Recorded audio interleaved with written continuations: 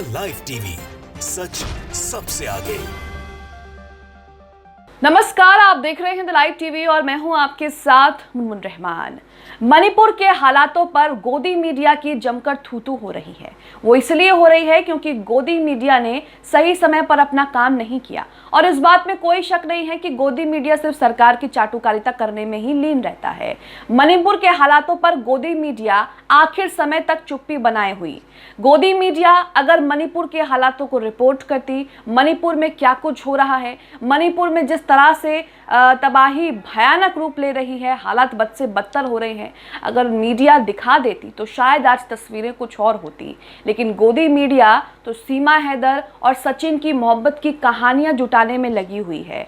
गोदी मीडिया के पत्रकार लाइन लगा करके सीमा हैदर का इंटरव्यू ले रहे हैं कि वो कैसे आई, कितनी मोहब्बत करती हैं, कब जाएंगी, क्या कर रही हैं, इस तरह के इंटरव्यू ले रहे हैं। लेकिन वहीं दूसरी तरफ इंटरनेशनल मीडिया में मणिपुर मामले को लेकर खबरें छपनी जो हैं वो शुरू हो गई हैं। The New York Times, the Telegraph, इन दोनों ने ही मणिपुर मामले में जो है आर्टिकल छापे हैं। उनमें क्या कुछ है, क्या कुछ लिखा है, ये आपको दिखाएंगे। लेकिन एक बात आपको बता दें कि मणिपुर मामले पे जिस तरीके से गोदी मीडिया चुप्पी बनाए हुए है, उसे लेकर गोदी मीडिया की जमकर आलोचना हो रही है। मोहम्मद जुबैर का ट्वीट आप अपनी स्क्रीन पर देख रहे हैं।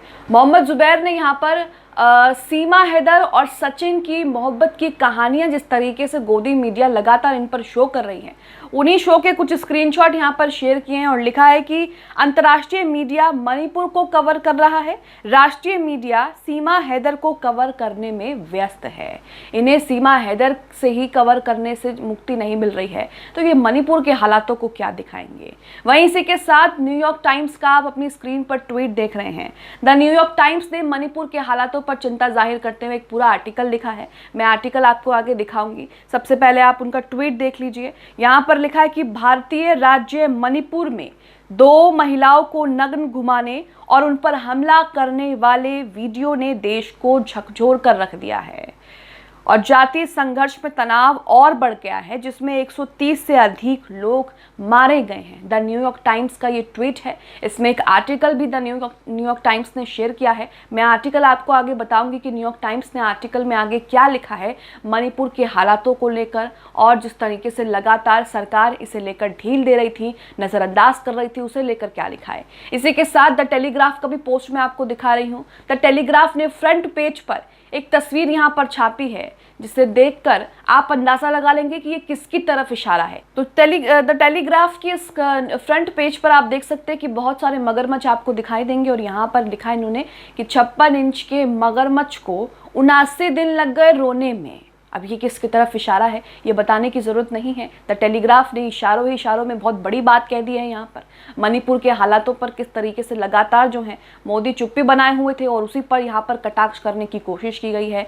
इस टेलीग्राफ की पोस्ट को सदफ आफरीन ट्विटर पर शेयर करती हैं और लिखती हैं कि द टेलीग्राफ के फ्रंट पेज पर जो मगरमच्छ रोता हुआ दिखाया गया है, उस मगरमच्छ की छाती जो है वो 56 इंच की है और मगरमच्छ को अपनी छाती फाड़कर रोने में 79 दिन लग गए। अब कोई ये मत कहना कि मैं सरकार के विरोध में लिख रही हूँ।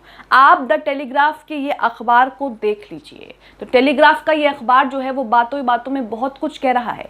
56 इंच का ये मगरमच्छ जिसे छाती फाड़कर रोने में 79 दिन लग गए, क्योंकि मणिपुर में पिछले 2.5 महीने से मणिपुर जो है वो हिंसा की आग में जल रहा है, लेकिन तब एक भी शब्द नहीं बोला गया।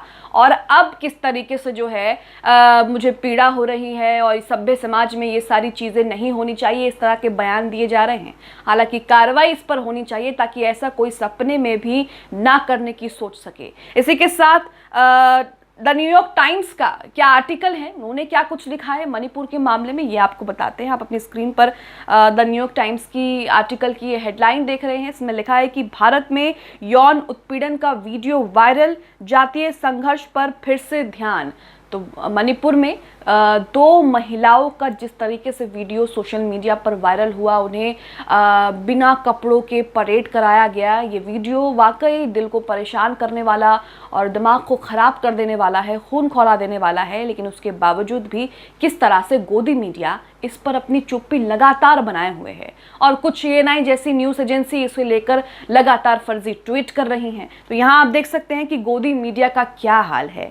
आगे लिखा है इस न्यूयॉर्क न्यूयॉर्क टाइम्स के आर्टिकल में चौंकाने वाले यौन उत्पीड़न की खबर फैलने में 2 महीने से अधिक समय लग गया, आंशिक रूप से क्योंकि क्षेत्र में इंटरनेट जो है वो बंद कर दिया गया था, क्योंकि मणिपुर में इंटरनेट जो है वो काफ़ी दिन से बंद है, या फिर यूँ कहें कि 2-2.5 महीने से जो है मणिपुर में इंटरनेट बंद है। और जो वीडियो सोशल मीडिया पर वायरल हुआ वो वीडियो मई का है, यानी कि 2 महीने पुराना वीडियो है। आगे लिखा है, सूचना के प्रवाह को प्रतिबंधित करने की यह आम रणनीति पूर्वोत्तर राज्य मणिपुर में खूनी जातीय संघर्षों के प्रति भारत सरकार की प्रतिक्रिया का हिस्सा रही है, जहां कई हफ्तों से 2 समुदाय अनिवार्य रूप से सरकारी लाभों तक पहुंच को लेकर लड़ाई कर रहे हैं। तो यहां पर मैतेई और कुकी दोनों के बीच जातीय संघर्ष हो रहा है। दोनों ही सरकारी लाभों को लेकर, तमाम चीज़ों को लेकर जो है इन दोनों के बीच विवाद, लड़ाई चल रही है, जिसने तबाही का रूप ले लिया मणिपुर में। आगे लिखा है, इसलिए जब एक वीडियो जिसमें मणिपुर में 2 महिलाओं को नग्न घुमाया गया और उन पर हमला किया गया, तो भारत में बुधवार को यह वीडियो वायरल हुआ तो इसने देश को झकझोर कर रख दिया, तनाव को और बढ़ा दिया और उस संघर्ष पर नए सिरे से ध्यान जो है वो आकर्षित कर दिया, जिसमें 130 से ज्यादा लोग जो है वो मारे गए हैं और 35,000 से ज्यादा लोग जो है वो विस्थापित हो गए, यानी कि उन्हें दूसरी जगह शिफ्ट कर दिया है। आगे लिखा है, इसमें प्रधानमंत्री नरेंद्र मोदी को राज्य की स्थिति के बारे में अपनी पहली सार्वजनिक टिप्पणी भी करनी पड़ गई। उन्होंने गुरुवार को कहा कि मणिपुर की जो घटना सामने आई है किसी भी सभ्य समाज के लिए ये शर्मनाक घटना है। उन्होंने आगे कहा कि ये एक अपमान था जो पूरे देश का है। आगे द न्यूयॉर्क टाइम्स के इस आर्टिकल, इस खबर में लिखा है कि उन्होंने सीधे तौर पर मणिपुर में समग्र हिंसा को संबोधित नहीं किया या तनाव कम करने के लिए कोई समाधान पेश नहीं किया। उन्होंने सिर्फ ये कहा कि मुझे पीड़ा हो रही है, क्रोध आ रहा है, ये सभ्य समाज के लिए इस तरह की घटना जो है वो ठीक नहीं है। लेकिन सवाल यहाँ पर यह है कि आखिरकार 79 दिन लग गए मणिपुर के हालातों पर चुप्पी तोड़ने के लिए, और इंटरनेशनल मीडिया में भी देखिए इसकी भर भर कर चर्चा हो रही है। जहां एक तरफ आपको गोदी मीडिया सीमा हैदर की कहानी, सीमा हैदर क्यों आई, सीमा हैदर कब आई, सीमा हैदर ने क्या खाया, सीमा हैदर ने क्या पिया, इस तरह की खबरें दिखा रहा है, वहीं इंटरनेशनल मीडिया जो है वो मणिपुर के हालातों पर नजर बनाए हुए है।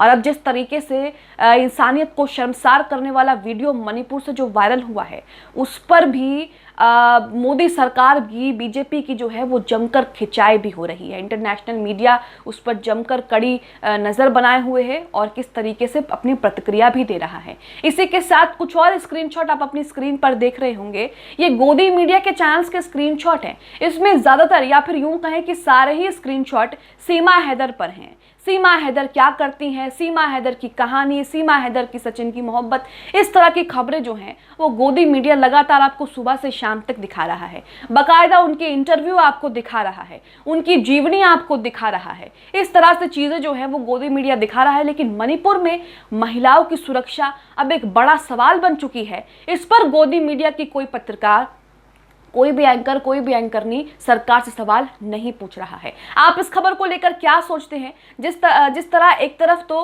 गोदी मीडिया सीमा हैदर, सचिन की मोहब्बत की कहानियां सुनाने में व्यस्त है, वहीं दूसरी तरफ अंतर्राष्ट्रीय यानी कि इंटरनेशनल मीडिया जो है मणिपुर के हालातों पर प्रतिक्रिया दे रही है और कड़ी नजर भी बनाए हुए हैं। आप इसे लेकर क्या सोचते हैं? कॉमेंट बॉक्स में हमें अपनी प्रतिक्रिया जरूर दें। द लाइव टीवी, सच सबसे आगे।